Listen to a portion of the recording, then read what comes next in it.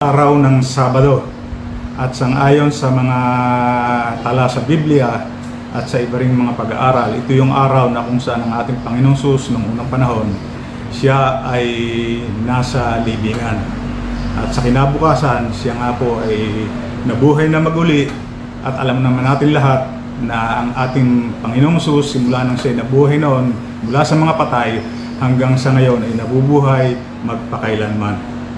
Bagaman ang ating Panginoong Hesus sa kanyang pagkabuhay na maguli ay bago siya umakyat sa kalangitan ay marami pa rin siyang mga paalaala, tagubilin sa kanyang mga alagad, at meron din siyang ipinangako na kung saan sa kanyang paglisan ay nais niya ay mapasa bawat isa sa atin.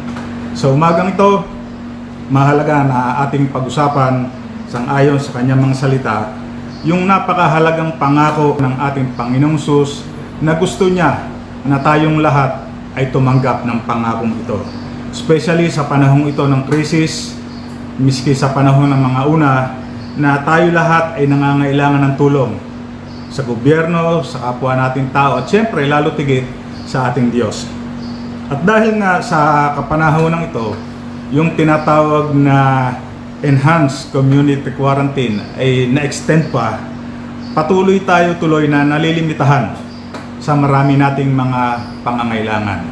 Marami tayong mga gusto na meron tayo sa ating buhay ngayon na ito'y nalilimitahan. Siyempre, unang-una na yung ating mga physical na pagkain, yung ating mga medical na pangangailangan, yung kawalan ng mga doktor na pwedeng tumingin sa atin sa panahon na tayo ay nangangailangan ng titingin sa atin sa mga ospital. Kailangan natin yung mga tulong ng gobyerno na sa panahon ito ay nalilimitahan din dahil nga doon sa tinatawag na sitwasyon. At dahil nga rito, ang gobyerno man at maging tayo ay gumagawa ng kanya-kanyang paraan, ng iba't ibang paraan kung paano yung mga nais natin o yung mga pangangailangan natin ay ating tanggapin. Marami tayong ginagawa, sukdulang yung iba nga ay lumalabag para lamang yung kanilang pangangailangan ay matabunan. Mabuti naman na maghangad ng lahat ng mga bagay na yan. Pagkain, medikal na atensyon at yung serbisyo ng gobyerno at iba pa. Lahat yan ay mahalaga. Ngunit sa umagang ito, merong mas mahalaga na ipinangako ang ating Panginoong Hesus na dapat ay unahin nating pakanasain na tanggapin natin sa araw-araw ng ating buhay. Ano ba yung gusto ng Diyos na meron tayo? Tayo bilang mga tao ay marami tayong mga gusto sa ating buhay. Ito'y nakita natin sa kapanahonang ito. Di ba?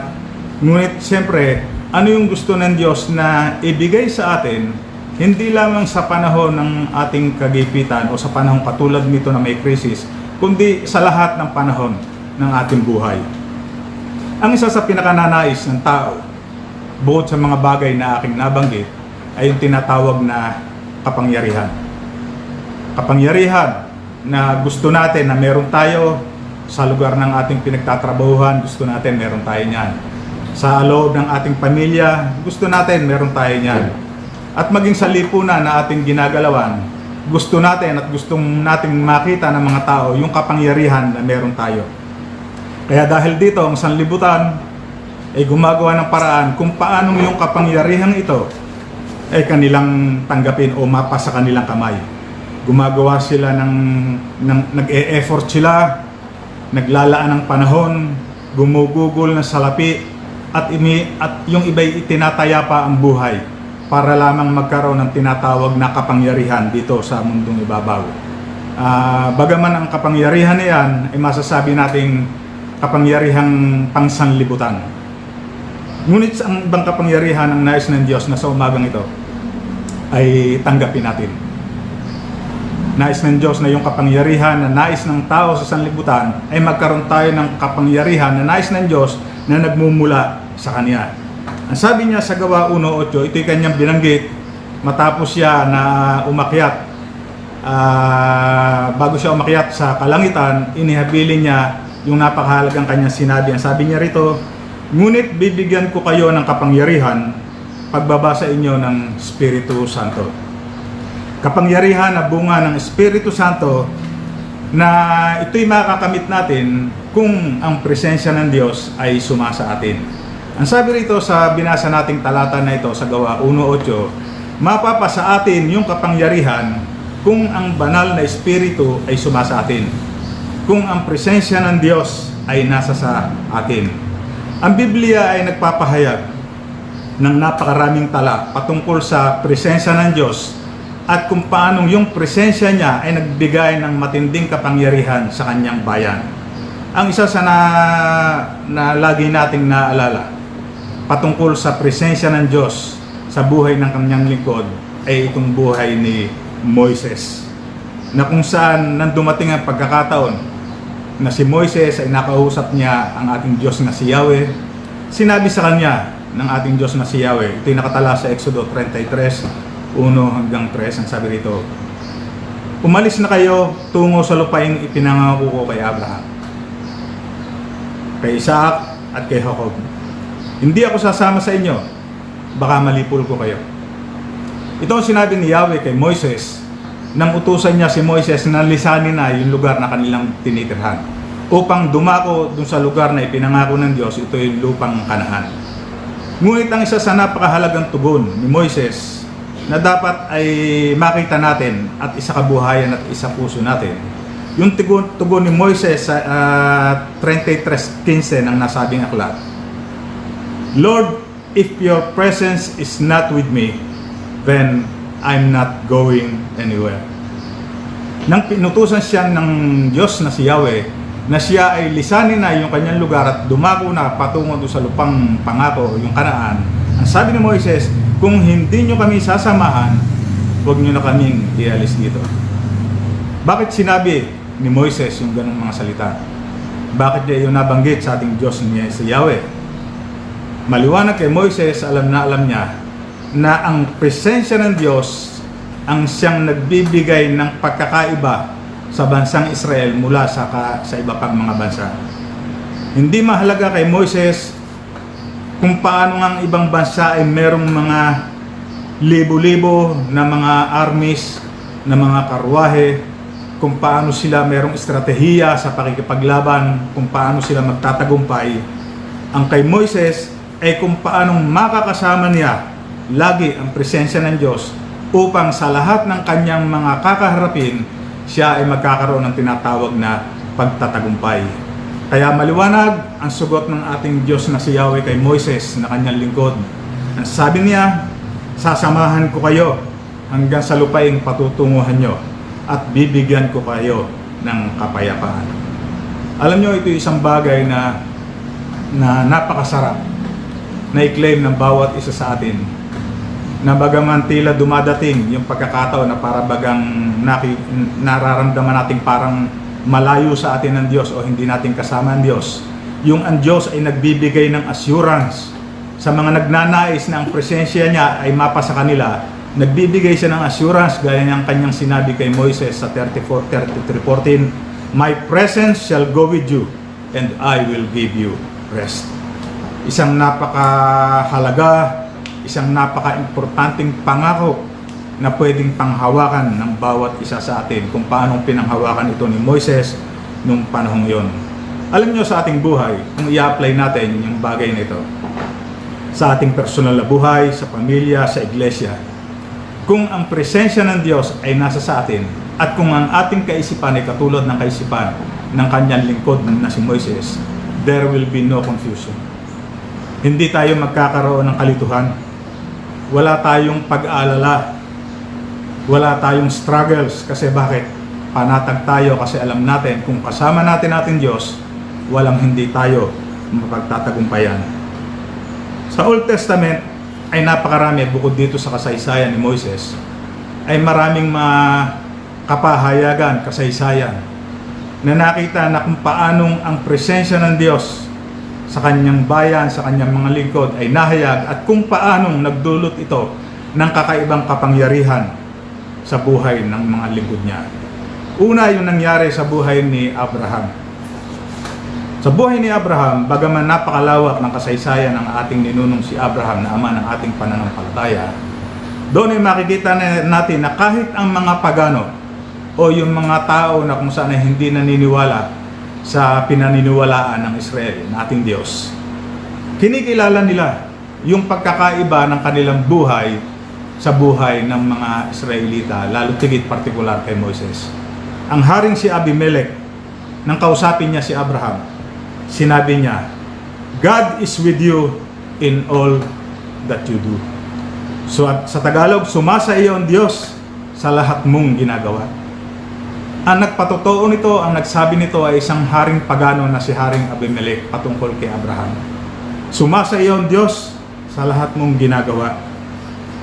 Diyos na kung saan ang ibig sabihin, kung ito'y i-rephrase natin, ginagabayan ka ng Diyos, nagmamalasakit sa iyo ang Diyos, pinagpapala ka ng Diyos. Kaya dito'y makikita natin anong kapangyarihan ang hihigit sa atin kung kasama natin ang Diyos.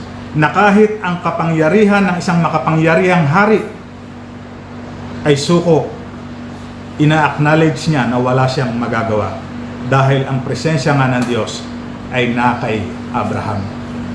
Pangalawa, kung ang presensya ng Diyos ay nasa sa atin, walang kaaway na makatatayo laban sa atin. Ito naman ang pangako ng ating Diyos na si Yahweh kay Josue. Ang sabi niya sa 1:5-6, hindi ka matatalo ni numan habang ikaw ay nabubuhay. Kung paanong sinubaybayan ko si Moises, gayon din ang gagawin ko sa iyo. Hindi kita pababayaan. Magpakatatag ka at lakasan mo ang iyong loob. Ikaw ang mamumuno sa bayang ito na sa pananakop nila sa lupain ibibigay ko sa kanila, ayon sa aking pangako sa iyong mga ninuno. Kung tayo ang tatanungin, meron pa bang ibang antas ng kapangyarihan ang nanaisin ng isang taong nagkaroon ng isang napakalaking obligasyon sa kanyang balihan? Kung babasahin natin ang kasaysayan ni Josue sa panahong si Moises ay namatay na, gaya ng ating ikinuwento nung nakaraan, nasa kabalikat na niya yung napakalaking obligasyon na pangunahan ng bansang Israel patungo sa isang lugar na kung saan ay kanilang sasakupin at punong-puno ng mga kaaway na makapangyarihan.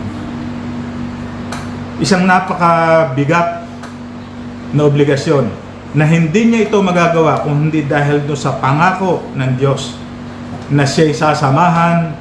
Ang sabi rito, ikaw ang mamumuno sa bayang ito sa pananakop nila sa lupain ibibigay ko sa kanila. Alam niyo, isang bagay na napakahalaga na patuloy na nasa buhay naman ni Josue ay magkaroon tayo ng aral at kapanatagan patungkol sa kapangyarihang dulot ng banal na espiritu ng presensya ng Diyos na sumasa atin. Sa Hukom 6:11, dito naman, kung titingnan natin bilang pangatlo, dito'y nakatala ang kasaysayan ng kanyang lingkod na si Gideon. Ngunit bago dumating yung time na si Gideon ay gamitin ng ating Panginoon at siya bigyan ng napakahalagang pangako patungkol sa kanyang presensya at kapangyarihan, si Gideon ay isang duwag. Katunayan sa kanyang pagigiit, siya ay nagtatagong palihim dahil baka siya ay makita ng mga kaaway na Madyanita. Coward, sa madalit sabi. Kaya siya ay patago na gumagawa. Ngunit ang pagkakataong ito sa buhay ni Gideon ay ginamit ng Diyos upang ipakita niya kung paanong ang kanyang kapangyarihan ay makagagawa sa buhay ng isang tao na tila baga walang magagawa. Sa Hukom 6:12 at saka 14, sinabi ng Diyos kay Gideon, sumasa iyo si Yahweh, matapang na bayani. Lumakad ka at gamitin mo ang buong lakas mo sa pagliligtas sa Israel. Dito makikita natin na nung una, sabi rito, si Gideon ay isang duwag. Patago kung maghanap buhay dahil sa takot na makita ng kaaway at baka siya patayin. Pero dito, nang sinabi ng Diyos na ako'y sumasa iyo, ang sabi ng Diyos, matapang na bayani. Mighty warrior. Nakita niyo ba yung kung paano nabago ng presensya ng Diyos yung buhay ni Gideon, na nagkaroon siya simula sa pagiging isang coward, siya ngayon ay naging isang mighty warrior. Dahil dun sa sinabi ng Diyos kay Gideon, ako ay sumasa iyo. Sino sa atin yung mga pinanghihinaan ng loob? Sino sa atin yung tila baga walang kakayanan? Na tila baga ayaw nating gumawa o nahadlangan yung ating paggawa para sa Diyos. Ipinaalalasan ng Diyos sa atin sa umagang ito na kung tayo naniniwala na ang kanyang presensya ay nasa sa atin at yung kapangyarihan ng Diyos ay sumasa atin tulad ng kanyang pangako, dapat tayo patuloy na maging matapang sa pagtupad ng tungkulin para sa ating Diyos. Pang-apat, ito'y patungkol naman sa buhay ni Propeta Jeremias. Ang Diyos ay nag-warning kay Jeremias. Kasi si Propeta Jeremias ay ginamit ang Diyos ni Yahweh upang ipahayag yung mga prophecies na nais ng Diyos ay ihayag sa kanyang bayan. Ngunit ang sabi rito, pinaalalahanan ng Diyos si Propeta Jeremias patungkol sa pagtalikod o yung paglaban sa kanya, hindi lamang ng isang barangay, hindi lamang ng isang syudad, kundi ng buong bansa. Ang sabi ng Diyos kay Jeremias, sa harapan ng mga taong ito, gagawin kitang isang matibay na pader na tanso. Makikipaglaban sila sa iyo, ngunit hindi ka nila matatalo. Sa iyo ako upang ikaw ay pangalagaan at ingatan.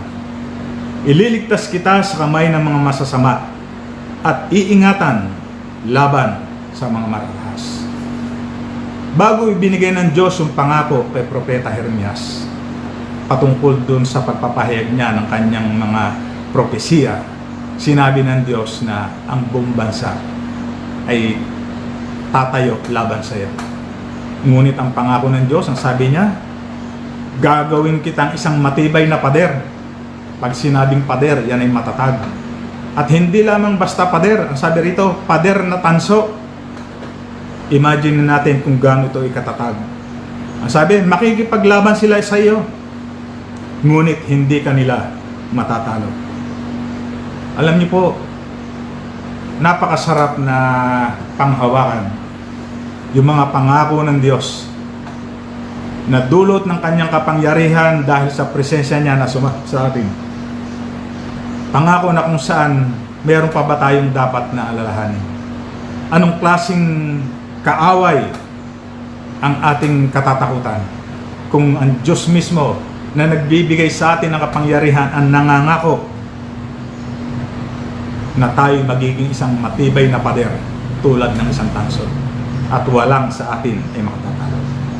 Kaya yung pangako ng Diyos sa Roma 8:31, if God is with us, who can be against us? Meron pa ba tayo na dapat katakutan? Meron pa ba tayo na hindi haharapin? Ang sabi ng Diyos, kung ang Diyos ay sumasa atin, sino ang lalaban sa atin? Napakasarap na panghawakan na salita ng ating Diyos.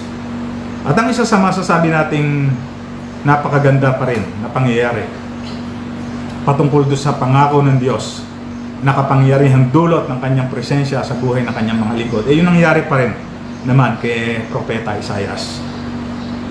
Sinabi ng Diyos kay Propeta Isaias yung isang espesyal na pangako ukol doon sa mga tao na nagmamahal sa kanya. Sa Isaiah 43:1-5, babasahin ko po ang sabi rito. Huwag kang matatakot, ililigtas kita. Tinawag kita sa iyong pangalan, ikaw ay akin.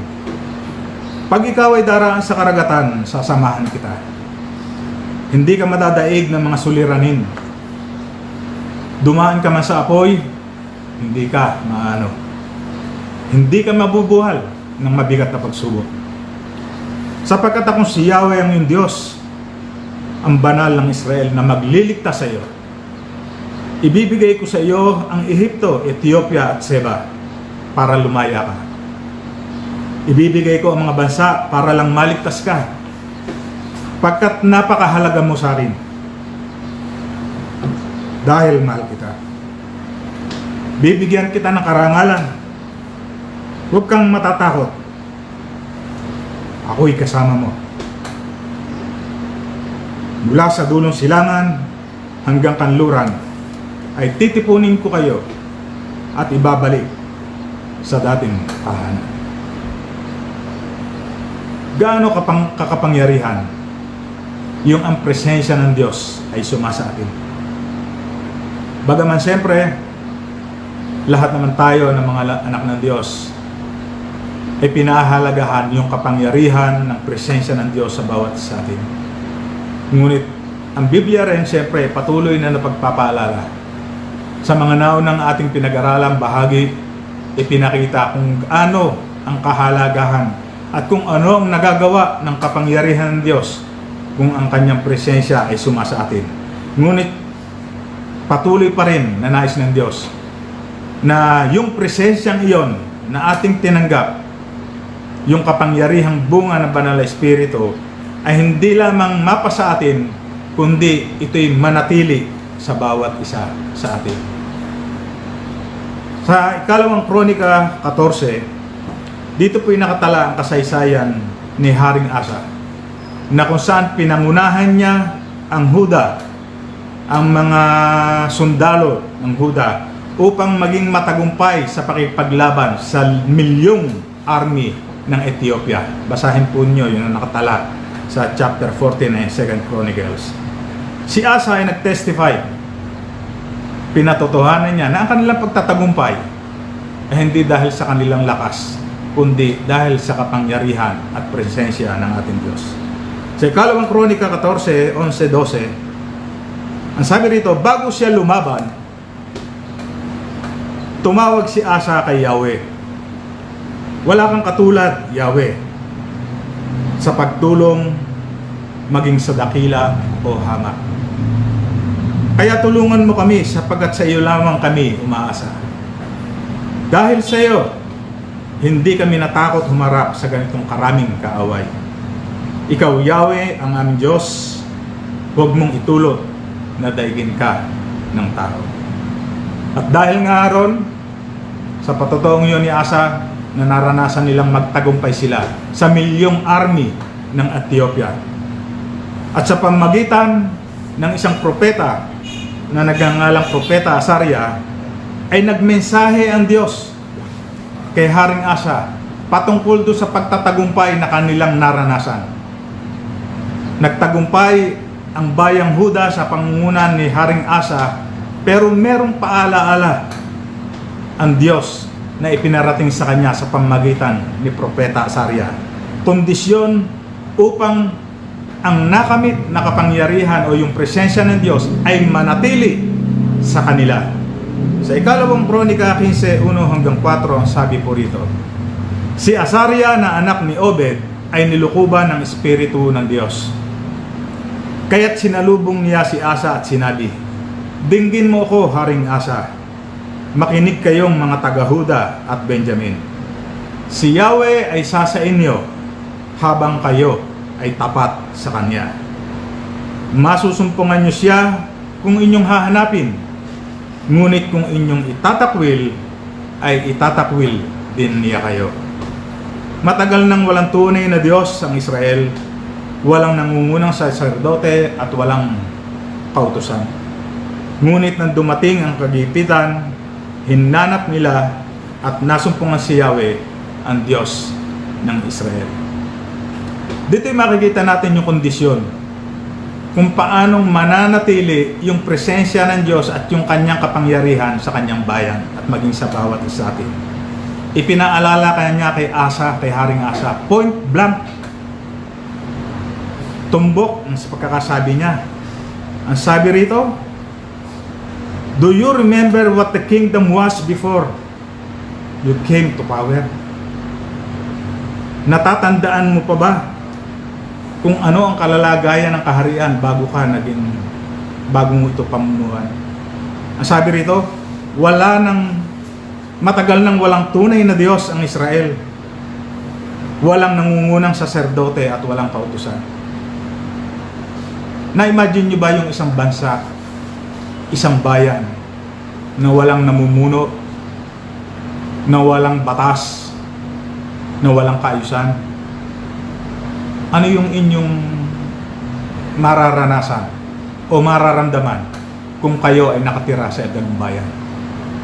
Walang namumuno, walang batas na sinusunod. At ang sabi ron, parang nangyayari sa kapanahon ng ito. Anong sabi rito sa verse 5? Nang mga panahong yon ay walang kapayapaan sa kanya na lumabas o sa kanya na pumasok, kundi malaking ligalig ang nangasa lahat ng mga nananahan sa lupain. Ang sabi rito, walang kapayan, hindi panatag na lumabas o pumasok ang tao. May lockdown, may quarantine. At dahil nga rito, ang sabi rito, malaking ligalig ang nangasa lahat ng mga nananahan sa lupain. Bagaman sa ating karanasan ngayon, meron naman tayong pamahalaan. Meron pa rin naman tayong mga sinusunod na batas. Ngunit hindi pa rin natin may kakaila na wala tayo doon sa tinatawag na normal order ng ating lipunan. Ang otoridad, limitado na gawin yung kung ano yung dapat ay gawin nila para sa mamamayan, lalo tigit sa panahon ito. Laganap ang takot, ang kapayapaan ay wala sa puso ng marami. At dahil nga dito nagpapasya ang marami na gawin kung ano yung sa tingin nila ay makakabubuti para sa kanila. Pero siyempre, anuman ang sitwasyon, wala mang pamahalaan, wala mang batas, wala mang order, ang pangako ng Diyos ay mananatili at hindi pa rin nagbabago. Sabi dito sa verse 2, ikatatlong bahagi, for the rest of your life, sinabi niya kay King Asa, for the rest of your life, as long as you continue to seek me, I will be with you. Ito yung pangako pa rin ng Diyos, ito yung sinasabi ng Diyos. Ang sabi rito, habang kayo ay tapat sa Kanya, si Yahweh ay isa sa inyo. Masusumpungan nyo siya kung inyong hahanapin, ngunit kung inyong itatakwil, ay itatakwil din niya kayo. Ang Biblia ay patuloy na nagpapahayag ng napakaraming mga pangako, napakaraming mga batayan kung paanong ang presensya ng Diyos ang dapat na pakanasain natin. Kung paanong ang presensyang ito ay manatili sa ating buhay upang yung kapangyarihang dulot ng presensya ng Diyos ay patuloy din naman na ating kamtin. Ang sabi ng Diyos sa kanyang mga lingkod sa Deuteronomio 31:6, He will never leave us nor forsake us. Kung tayo ay mananatili sa Kanya, siya ay mananatili sa atin. Hindi niya tayo itatakwil. Alam niyo po sa panahon ni punong ministro Eli, sa panahon ni punong ministro Eli, na kung saan ang Diyos ay nagpahayag sa kanya ng covenant kay punong ministro Eli patungkol doon sa presensya niya sa buhay nila punong ministro Eli. Nung panahon yon, si punong ministro Eli ay isang lingkod ng Diyos na nasa panahon na hindi nakalulugod sa Diyos ang kanyang kalalagayan. Patuloy na ang Diyos ay nagsasalita sa kanya, ngunit patuloy pa rin niya ito na ini-ignore. Hindi niya pinahahalagahan. At dahil nga rito, ang Diyos na si Yahweh ay gumamit ng isang propeta upang kausapin si punong ministro Eli. At sinabi dito sa unang Samuel 2:30 ang ipinasasabi ng ating Diyos na si Yahweh sa kanya. Ipinangako ko noon na tanging ang sambayan mo lamang ang makakalapit sa akin habang panahon. Ito ang ipinangako ng Diyos na si Yahweh kina punong ministro Eli sa kanyang pamilya nung panahong siya ay nasa sa panahong ang presensya ng Diyos ay sumasa kanya. Yung kapangyarihan ng Diyos ay sumasa kanya. Ang sabi niya, sabi ng Diyos na si Yahweh, ulitin ko, ipinangako ko noon na tanging ang sambayanan mo lamang ang makakalapit sa akin habang panahon. Ngunit hindi na ngayon. Pararangalan ko ang nagpaparangal sa akin, ngunit pababayaan ko ang nagtatakwil sa akin. Ito yung same phrase na kung saan ay binanggit ng Diyos na si Yahweh kay Haring Asa doon sa una nating binasa sa 2 Korito. Same na nababala, hindi lamang sa kanila kundi maging sa bawat isa sa atin. Na kung paanong ang presensya ng Diyos ay napakahalaga na manatili sa buhay ng bawat isa sa atin. Huwag nating pabayaan na mawala sa atin. Dahil ang sabi ng Diyos, bagaman siya merong ipinapangako sa atin na tayo kanyang sasamahan, na tayo kanyang gagabayan, ngunit kung tayo ay lalabas sa covering ng ating Diyos, ang sabi rito, hindi na ngayon para sa atin yun. Ulitin ko, ang sabi rito napakahalaga,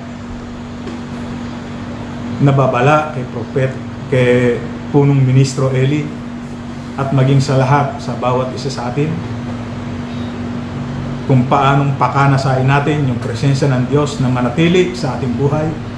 Sabi rito, ipinangako ko noon na tanging ang sambayanan mo lamang ang makakalapit sa akin habang panahon, ngunit hindi na ngayon. Pararangalan ko ang nagpaparangal sa akin, ngunit pababayaan ko ang nagtatakwil sa akin.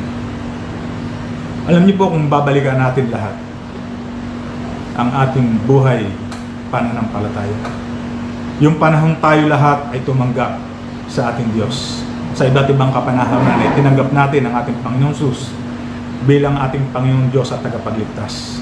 At bunga ng ating pagtanggap at pagsunod sa kanyang kalooban, yung pangako niyang banal na Espiritu, yung kapangyarihan dulot ng banal na Espiritu ay sumaatin.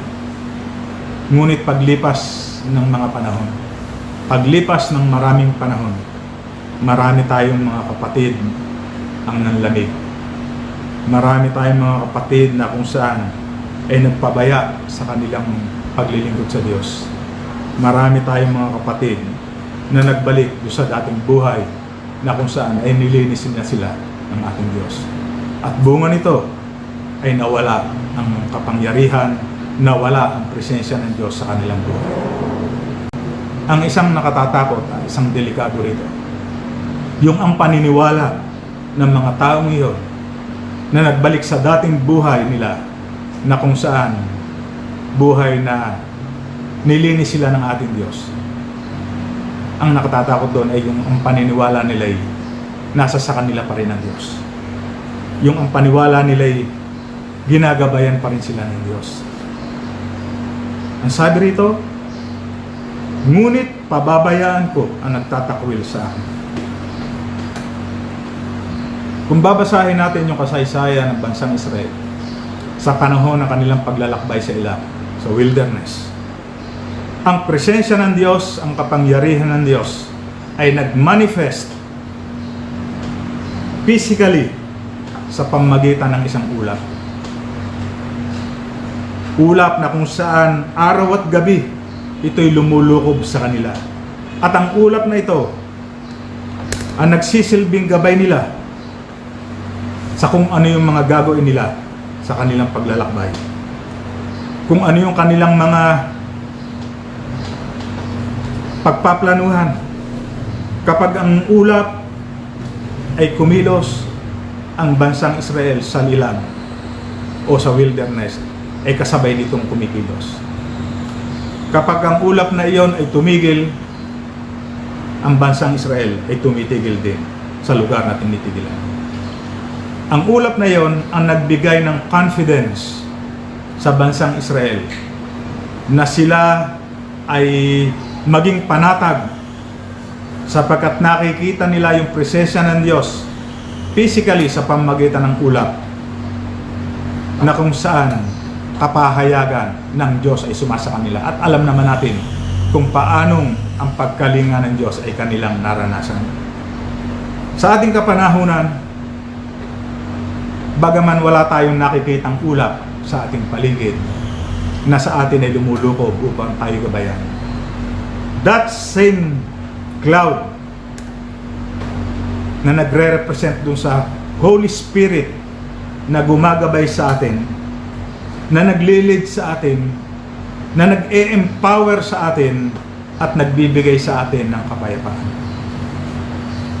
Ito yung hindi natin nakikita na kapangyarihan ng banal na Espiritu na taglay ng bawat isa sa atin na lumalakad ayon sa kalooban ng Diyos, at ang kapangyarihan ng Diyos at presensya niya ay nananatili sa atin, at ito yung nagbibigay sa atin ng empowerment upang tayo ay patuloy na magpakalakas sa kabila na meron tayong mga tila baga panghihina sa ating buhay. Nagbibigay sa atin ng detalye na guide. Ang Holy Spirit sa ating buhay, ito yung nag-guide sa atin. Nagagawa natin yung mga bagay na hindi natin kayang gawin dahil doon sa bunga ng Holy Spirit na siyang nag-guide sa atin. Kaya kung nasa sa atin ang presensya ng Diyos sa paglalakbay na nangyari sa wilderness ng mga Israel, tulad sa buhay natin ngayon, wala tayo dapat na pag-alalahanan. At syempre, patuloy nating dapat na makita sa ating buhay yung proof ng presensya ba talaga ng Diyos ay sumasa atin, na yung kapangyarihan ba talaga ng Diyos ay sumasa atin. Ang sabi ni Pablo, as we allow God's presence to reflect in us, we will be changed from glory to glory. Ang isa sa kapahayagan o proof ng banal na Espiritu ay nasa sa atin at yung kapangyarihan ng Diyos ay nasa sa atin, yung kapangyarihan ng Diyos na yon sa atin ang bumabago sa ating buhay. Dapat nagkakaroon ito ng manifestation, nagkakaroon ng bunga yung presensya ng Diyos sa ating buhay. Dapat meron siyang kapangyarihan sa ating buhay. Sa 2 Korinto 3:18 ang sabi rito, at ngayong naalis na ang talukbong sa ating mukha, tayong lahat ang naging sinag ng kaningningan ng Panginoon. At ang kaningningan iyon na nagmumula sa Panginoon na siyang Espiritu ang bumabago sa ating anyo upang maging lalong maningning hanggang sa maging mistulang larawan niya.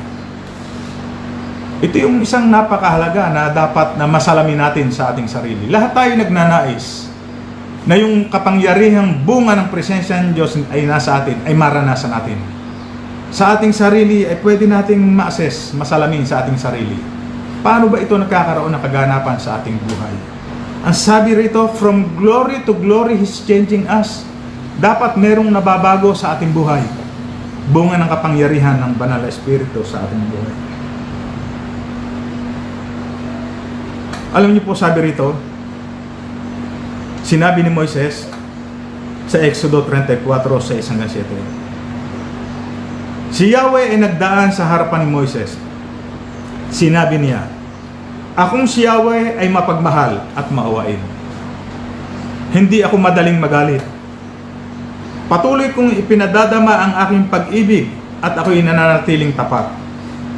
Tinutupad ko ang aking pangako maging sa libo-libo. At patuloy kong pinatatawad ang kanilang kasamaan, pagsalangsang at pagkakasala. Dito makikita nyo, no, na kung ang ating Diyos na si Yahweh, kung ang ating Panginoon Diyos ay sumasa atin, dapat kung sino siya, na isang Diyos na mapagmahal, sang-ayon dito sa Exodo, akong si Yahweh ay mapagmahal at maawain, dapat ito yung maging pagbabago na meron din tayo sa ating buhay. Dapat ito yung maging kapangyarihan ng Diyos sa ating buhay na tayo baguhin mula sa dating hindi tayo maibigin sa kapwa, magiging maibigin tayong tulad niya. Ang sabi rito, patuloy kong ipadadama ang aking pag-ibig. Ito yung kapahayagan ng presensya ng Diyos sa ating buhay. Yung kapangyarihang tayo umibig, magmahal, magpatawad, umunawa.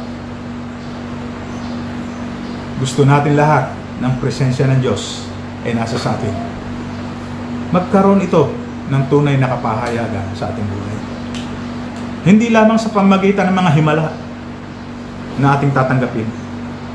Hindi lamang sa mga provisions na ating kailangan sa ating buhay.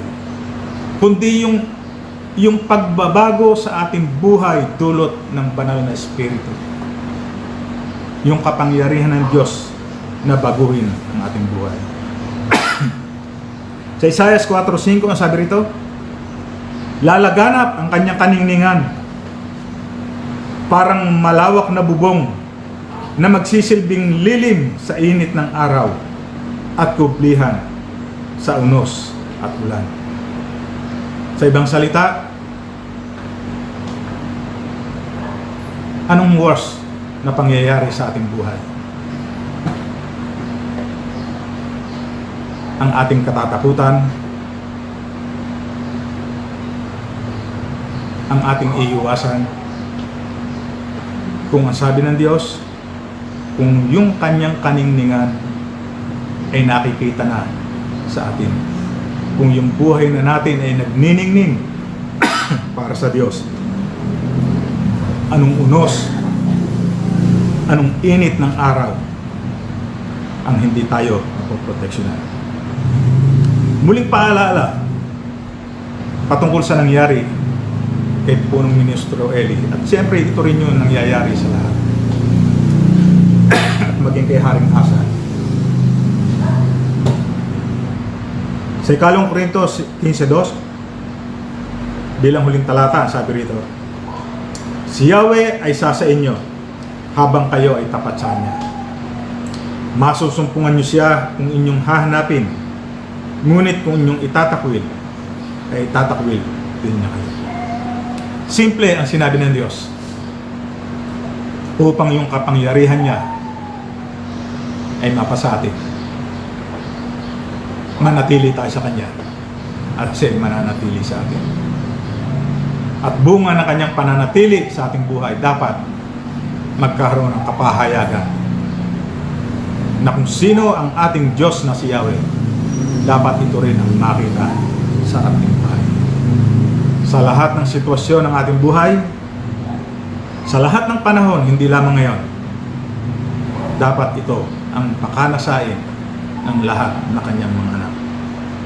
Ang tunay na presensya ng Diyos, ang tunay na kapangyarihan ng Diyos ay nasa sa iyo kung tayo ay patuloy na sa Kanya ay magtatapat. Salamat sa inyong Diyos na sa atin ay patuloy na nagtatapat.